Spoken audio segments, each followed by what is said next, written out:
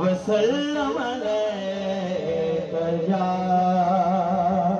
हबीबल्लाह।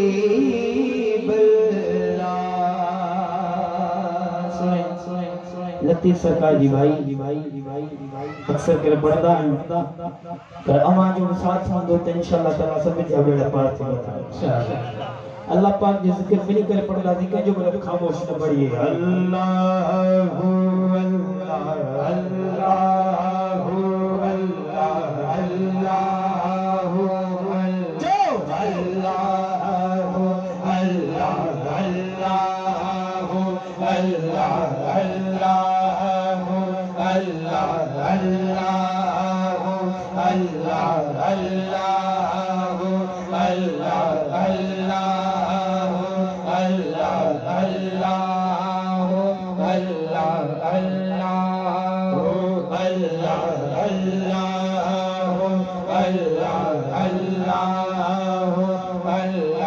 अल्लाह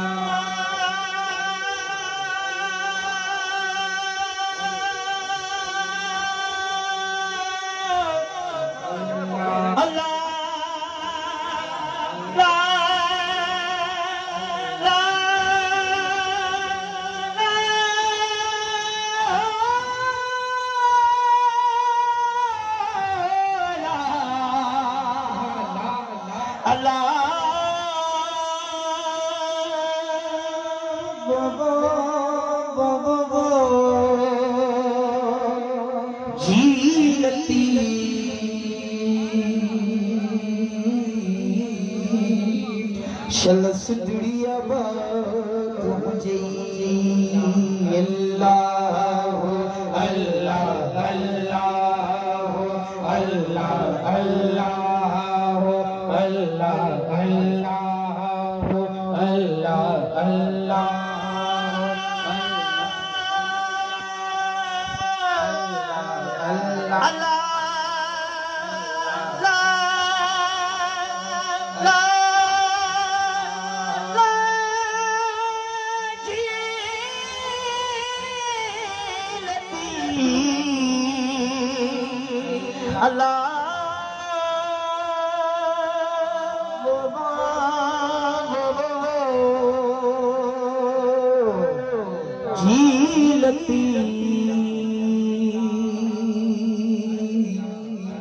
शलकाबा छपवई अल्लाह अल्लाह अल्लाह अल्लाह अल्लाह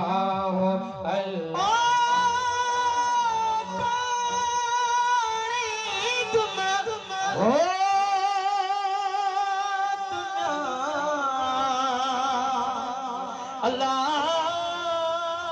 तुझ औब अग भरी थिया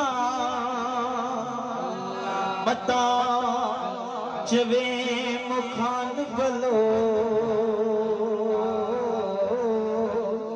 इन कमी मीडिया मां की नचो अल्लाह अल्लाह अल्लाह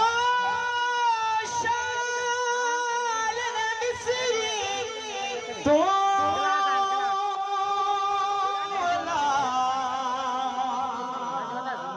अल्लाह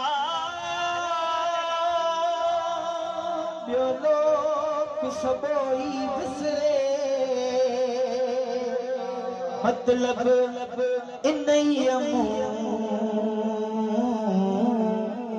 जे पाणो परे न करी अल्लाह अल्लाह जान बचिए रे जा चलही बन कर तन बारी लड़ी बेचारी गम में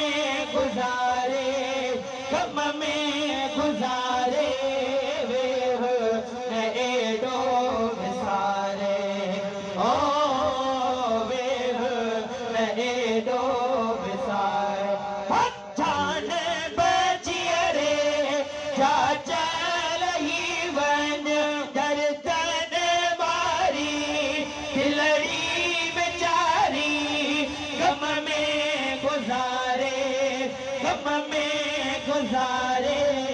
वे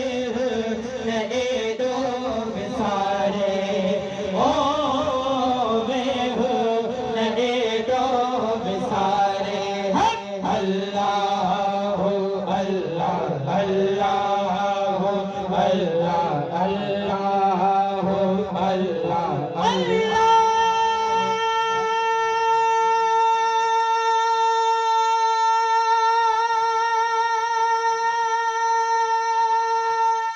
भाई हथ मथे करी जाओ सुभान अल्लाह। ओ नंढड़े लागो अजनी हताई हो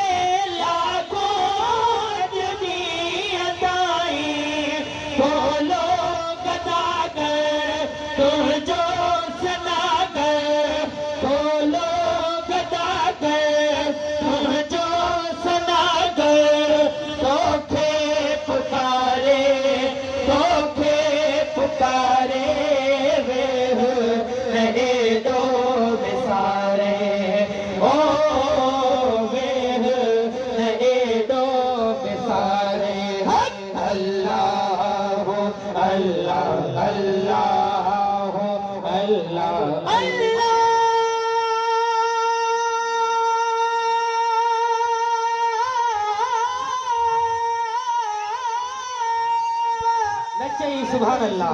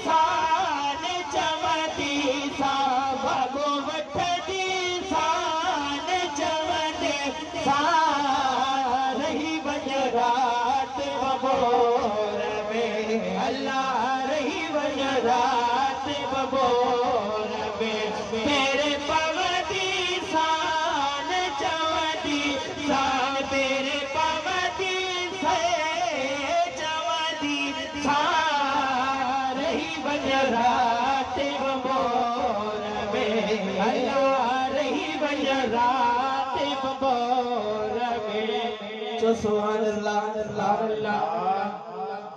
ओ चढ़ते जबल वो चोटते ला ला ला ला ला ला।